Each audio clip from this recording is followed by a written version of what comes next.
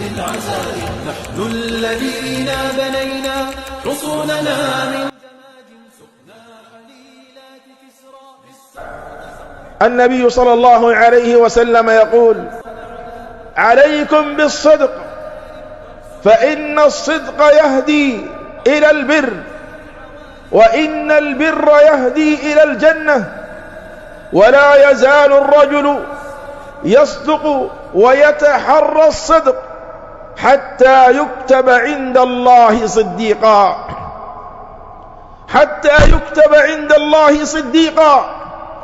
فالذي يجاهد نفسه على الصدق ويصدق في كل حديث يتحدث به ويتحرى ذلك إخلاصا لله واحتساب الأجر عند الله، كتب عند الله عز وجل صديقا، وهي منزلة عظيمة.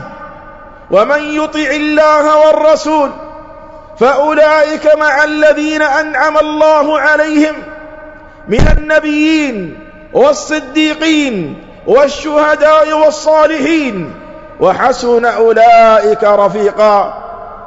فدرجة الصديقية بعد درجة النبوة فإنها منزلة عظيمة أعلى من درجة الشهداء. إذا كنت صادقا مع الله عز وجل، صادقا مع عباد الله سبحانه وتعالى، تتحرى الصدق في حديثك مع القريب والبعيد، مع الحبيب والبغيض، مع الصغير والكبير، في جميع أقوالك ومعاملاتك تكون صادقا مع الله سبحانه وتعالى.